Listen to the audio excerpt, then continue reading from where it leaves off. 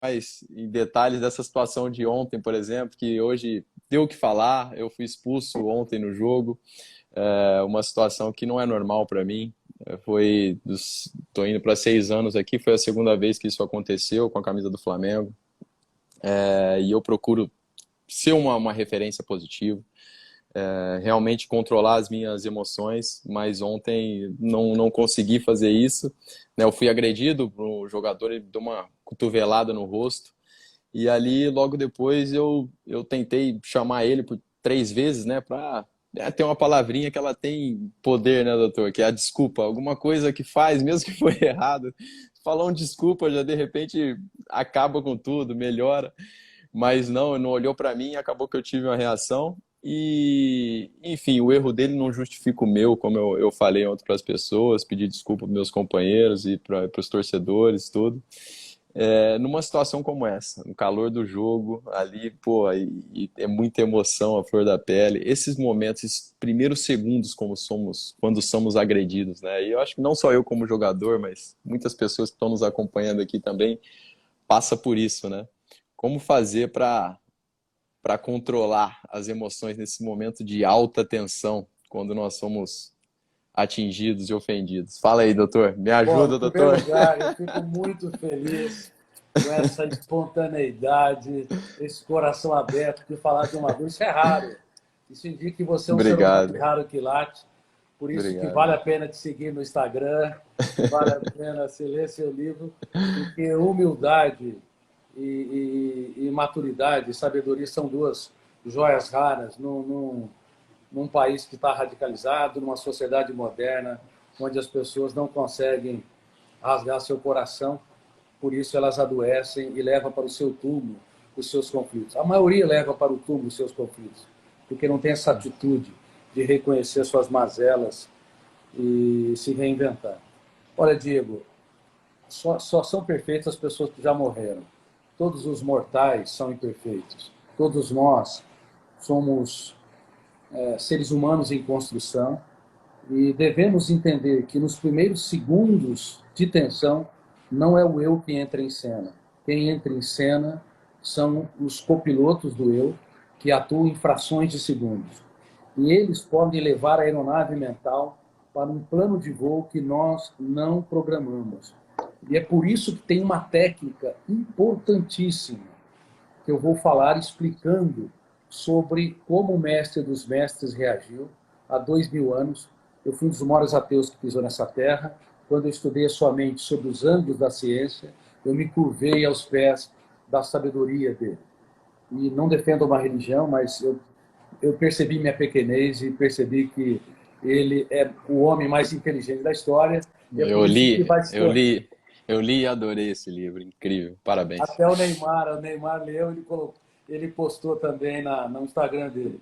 Bom, Legal. deixa eu te dizer, quando aquela mulher foi pega em flagrante adultério, e os carrascos dela, os fariseus perguntaram qual o seu veredito, ela, ela deve ser apedrejada segundo os nossos costumes, e ele teve uma atitude, uma resposta. E no mundo todo, pensa-se que a resposta que ele deu foi: quem não tem erros e falhas, atire a primeira pedra. Mas essa foi a segunda resposta. A primeira resposta, num foco de tensão, quando alguém está diante de alguém que o feriu, por exemplo, num campo de futebol, ou uma vaia da torcida, ou errou um pênalti, ou então o filho o decepcionou, ou o casal teve uma atitude crítica um em relação ao outro. Naquele exato momento, a melhor resposta é não dar resposta. Não há gigantes. E o mestre dos mestres não se atreveu a dar resposta. Ele escrevia na areia. Ele devia estar se perguntando: que homens são esses que querem apedrejar essa mulher sem conhecer a história dela, as dores, os abusos que ela passou?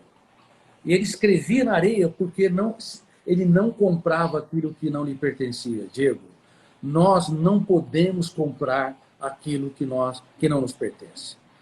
Se o nosso eu fizer o silêncio proativo, que não é o silêncio serviçal, é o silêncio onde você se cala por fora e grita por dentro: eu sou maior do que esse problema. Eu exijo dirigir meu próprio script. Eu não sou escravo do que os outros pensam e falam de mim. Se o nosso eu ele entrar fortemente, saindo da plateia, usando a figura do teatro, dentro do palco, e ele assumir o papel como protagonista, aí sim nós conseguimos abrir o leque da nossa mente para dar respostas inteligentes. Caso contrário, não há nenhum psiquiatra que conseguiria dar uma resposta adequada. Eu vou te dar exemplos. Freud foi uma das mentes brilhantes do século passado, uma das mentes mais brilhantes, mas ele baniu da família psicanalítica quem contrariava as suas ideias, como Jung e Adler. Einstein foi outra mente brilhante, uma das mentes mais incríveis do mundo, mas ele internou o filho no manicômio, num hospital psiquiátrico, e praticamente nunca mais o visitou. Ele cometeu um erro atroz de abandonar um filho que precisava ser abraçado, precisava ser apoiado e entendido minimamente, mas as alucinações e delírios fizeram com que Einstein não conseguisse se aproximar do seu filho. Então eu quero te dizer que não há pessoas gigantes. A melhor resposta é não dar resposta, é nos recolher e impugnar tudo aquilo que nos controla, para abrirmos o leque da mente para saber qual que é a melhor maneira de eu reagir nesse foco de tensão.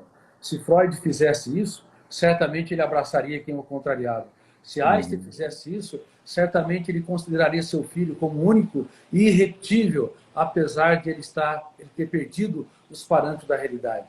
Então, se eu faço isso, se você faz isso no foco de tensão, então é possível ter autocontrole e gestão da emoção.